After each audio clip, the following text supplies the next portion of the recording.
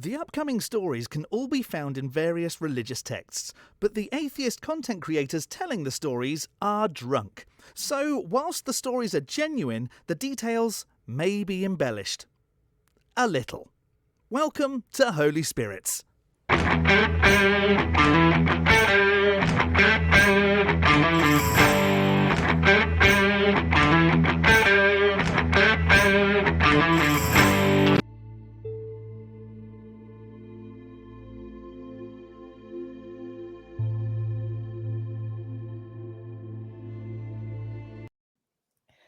And Saint Tipsy Bartender raised the Jaeger bomb up on high, saying, "O Lord, bless this thy Jaeger bomb." Hold on, my grip is weird with my microphone. "Bless this thy Jaeger bomb, that with it thou mayst render all thine enemies and followers a little silly in thy mercy." And the Lord spake, saying, "First shalt thou pour the 1.5 fluid ounces of Jägermeister into the small glass, and then shalt thou pour the Red Bull into the larger glass. Then shalt thou count to 3, no more, no less. 3 shall be the number thou shalt count, and the number of the counting shall be 3. 4 shalt thou not count, neither count thou 2, excepting that thou then proceed to 3. 5 is right out. Once the number 3, being the third number, be reached, then droppest thou thy Jägermeister into the large glass and partake of the holy Jaeger bomb of Antioch."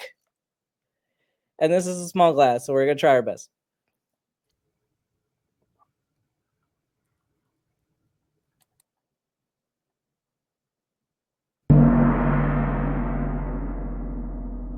I have one issue with that whole thing, Ben.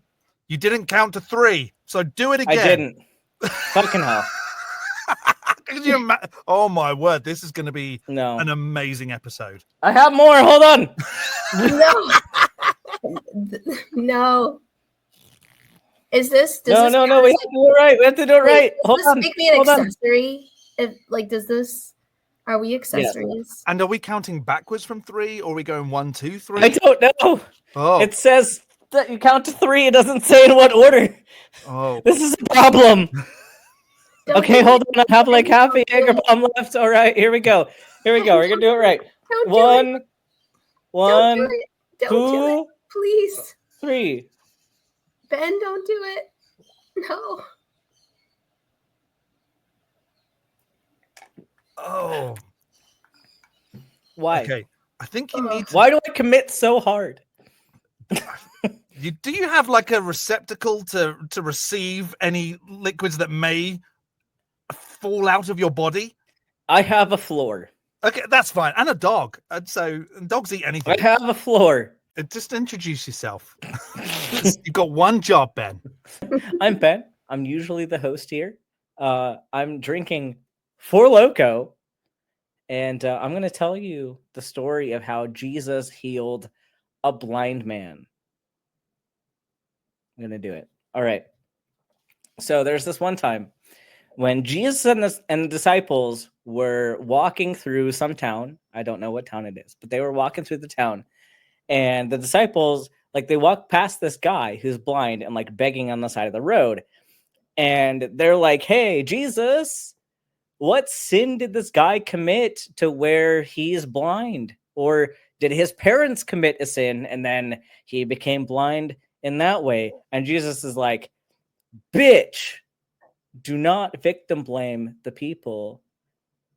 He did not commit a sin, and his parents didn't commit a sin, but he was given a lifelong disability because this is the time that I'm supposed to show off my magical powers." And the disciples are like, "Yeah, okay, that sounds reasonable, right?"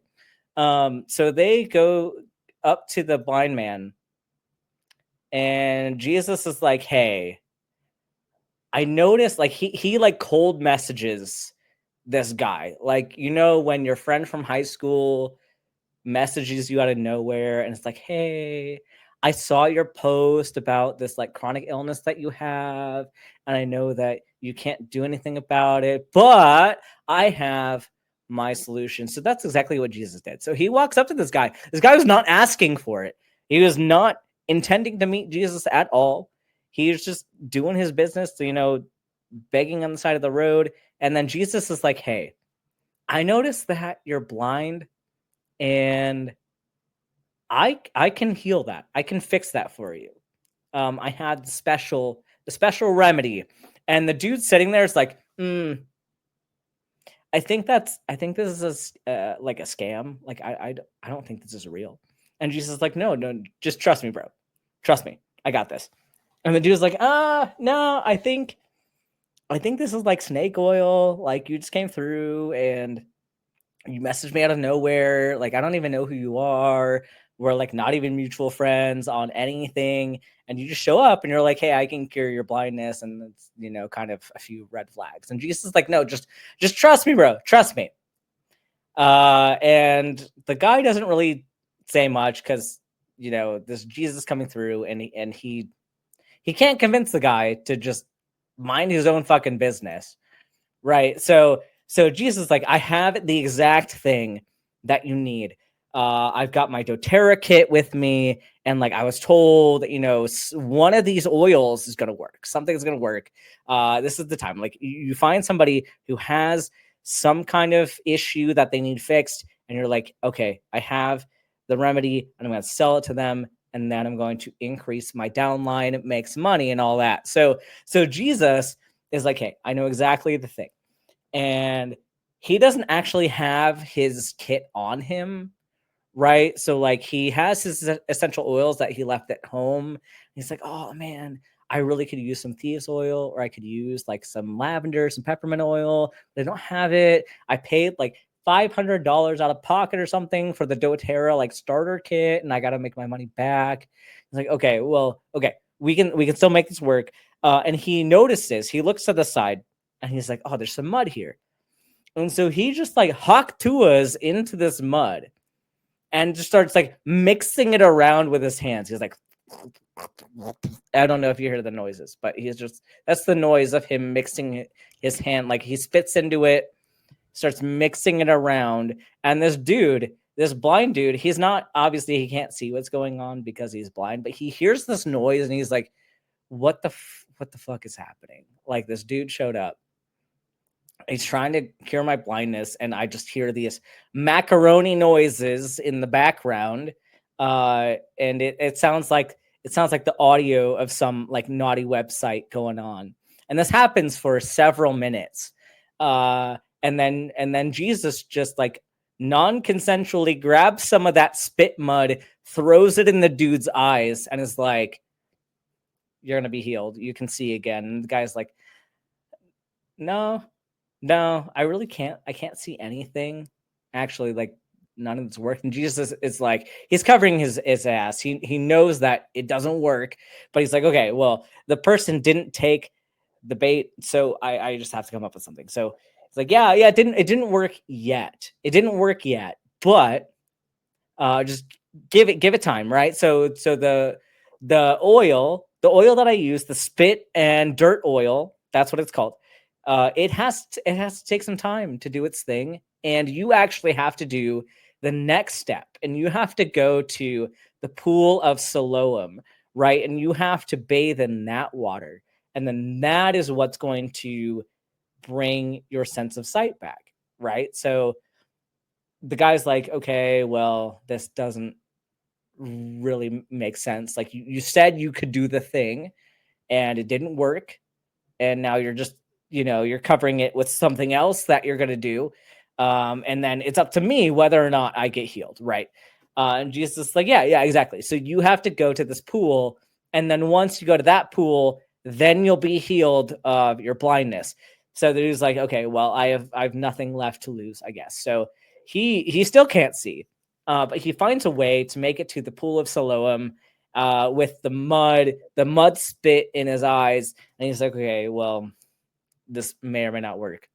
And he bathes in this pool, and supposedly his eyesight comes back, and he goes back into the town, and people hear about this, and they're like, well, aren't you the one guy that like used to be blind on the side of the road, just like begging for money, and then now I don't believe it's you. And he's like, no, that's actually me. It's actually me. And they're like, I don't know. Like, you could just be a guy that looks like the guy.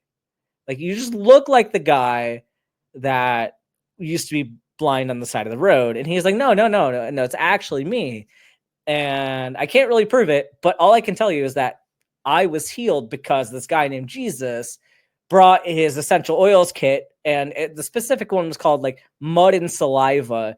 And he put that in my eyeballs, and then I went and bathed in this pool, and then magically I can see again. And they're like, I don't really buy that. And he's like, okay, well, just don't tell anyone, because I bought into this MLM. Like, I bought into this thing, and he's my upline, so I kind of have to say the thing. Just help somebody out.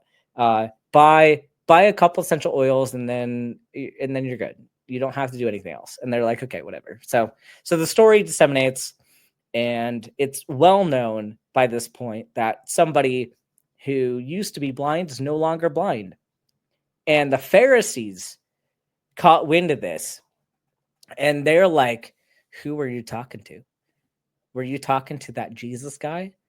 And the dude's like, I mean, yeah, like, he's my upline. Like, I kind of have to, I give a little bit of money to my upline in order to, sell the rest of my stuff. And the Pharisees are like, yeah, no, the things that he's doing are kind of like a little bit sketchy. And I don't know if it's the most ethical business practices. And the guy's like, well, my eyesight's back, so I don't know what to tell you. I guess it worked. So the Pharisees they heard that, and they add that, and spoiler alert, they add that evidence to their pile of evidence for why this guy, Jesus, kind of scammed everybody out of the money. But it's probably because he ran an MLM scheme for doterra way back in the day. And that's why so many Christians and Mormons buy into doterra, because it's the original. I don't know if y'all know this, but there was a schism back in the day between the doterras and the Young Livings. They both accept essential oils, right? They both have that spit and saliva cure for blindness thing going on. But one of them is the unadulterated version, and the other one was like taken in a different direction. It's like the Catholic and the Orthodox, except it's the doterra and the Young Livings. So you have either branch, and they had a little falling out. They don't talk to each other anymore. They have different business models. They have different uplines, etc. But they're both kind of the same thing. And so that's what happened with the blind guy. Poor blind guy. What would you say is the biggest takeaway from the story of the blind guy? The biggest takeaway is if somebody comes to your town that you don't recognize and that's selling doterra, just like, don't trust them. Even though it might cure your sight, it's still probably a scam, and you're going to be sucked into their downline for the rest of forever.